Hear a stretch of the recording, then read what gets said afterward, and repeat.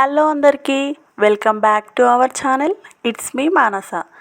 ఈరోజు మీకైతే ఒక మంచి కేక్ రెసిపీని చాలా సింపుల్ ప్రాసెస్లో, అదేవిధంగా చాలా తక్కువ ఇంగ్రీడియంట్స్తో చిన్న పిల్లలు కూడా చేసుకునేంత ఈజీ ప్రాసెస్లో అయితే చూపించబోతున్నాను.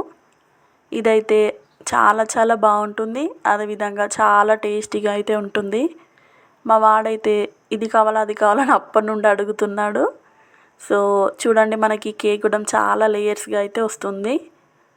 ఇదైతే అస్సలు ఫెయిల్ అవ్వకుండా చాలా పర్ఫెక్ట్గా మంచిగా వస్తుంది. మీరైతే మన ఛానల్ని మొదటిసారి చూస్తున్నట్లయితే సబ్స్క్రైబ్ చేసుకోండి. ముందుగా దీనికోసం 2 ఓరియో బిస్కెట్ ప్యాకెట్లను అయితే తీసుకొని ఇందులో ఉన్న క్రీమ్ని అయితే సెపరేట్ చేసుకోండి.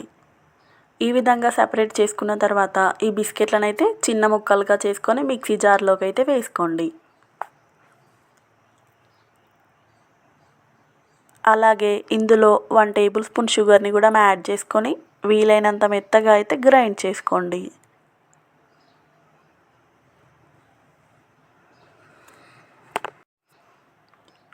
ఈ విధంగా గ్రైండ్ చేసుకున్న తర్వాత దీన్ని అయితే ఒక మిక్సింగ్ బౌల్లోకి అయితే ట్రాన్స్ఫర్ చేసుకోండి. ఇందులోనే ఒక 1/2 టేబుల్ స్పూన్ వరకు ఈనోని యాడ్ చేసుకొని ఒక 1/2 కప్పు వరకు పాలని కొద్దిగా అయితే యాడ్ చేసుకుంటూ ఈ విధంగా కలుపుకోండి. మనకి కన్సిస్టెన్సీ అనేది ఈ విధంగా ఉంటే సరిపోతుంది. ఇప్పుడు ఒక మందపాటి ప్యాన్ అయితే తీసుకొని దానికి ఈ విధంగా ఆయిల్ని అయితే అప్లై చేసుకోండి. అప్లై చేసుకున్న తర్వాత మనం ఇందాక కలిపి పక్కన పెట్టుకున్న బిస్కెట్స్ పేస్ట్ని అయితే ఇందులో వేసుకోండి. ఈ విధంగా వేసుకొని ఇప్పుడైతే స్టవ్ ఆన్ చేసుకొని దీన్ని ఒక 5 మినిట్స్ అయితే స్టవ్ని సిమ్లో ఉంచుకొని ఉడికించుకోండి. దీనిపైననైతే మూత పెట్టుకోండి. ఇప్పుడు ఈ క్రీమ్ని అయితే ఇందులో కొద్దిగా పాలనైతే యాడ్ చేసుకుంటూ ఈ విధంగా మంచిగా పేస్ట్ లాగా అయితే చేసుకొని ఈ మిశ్రమాన్ని అయితే ఒక 10 మినిట్స్ అయితే ఫ్రిడ్జ్లో పెట్టుకోండి. చూడండి, ఒక 5 మినిట్స్ తర్వాత మీకు చూపిస్తున్నాను. మనకైతే ఈ విధంగా మంచిగా అవుతుందన్నమాట. మీరు చెక్ చేసుకోవాలంటే ఒక టూత్ పిక్ని తీసుకొని ఇందులో గుచ్చితే మనకైతే అంటుకోకుండా వస్తే పర్ఫెక్ట్గా వచ్చినట్టు అన్నమాట. ఇప్పుడైతే స్టవ్ ఆఫ్ చేసుకొని దీన్ని అయితే మూత పెట్టుకొని చల్లారనివ్వండి. చల్లారిన తర్వాత ఈ విధంగా అనుకుంటే చూడండి, మనకైతే చాలా ఈజీగా వస్తుంది.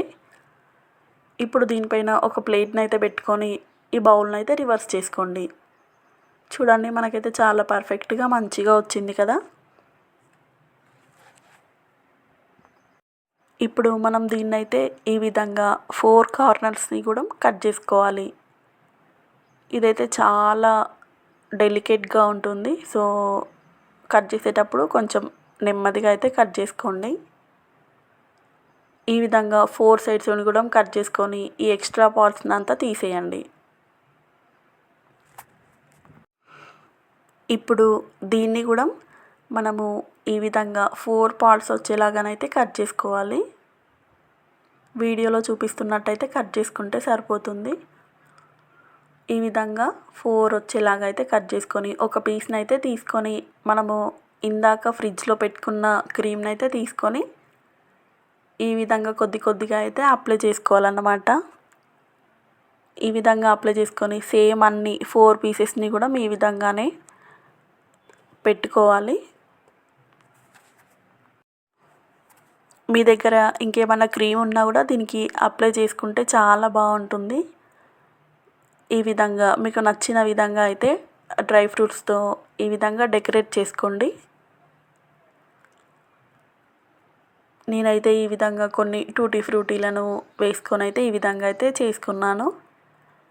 చూడండి, మనకైతే చాలా చాలా బాగుంటుంది కేకు. అదేవిధంగా చాలా సింపుల్ ప్రాసెస్ అన్నమాట. చూసారు కదా ఎంత సింపుల్గా ఉందో. పిల్లలైతే చాలా చాలా ఇష్టంగా తింటారు.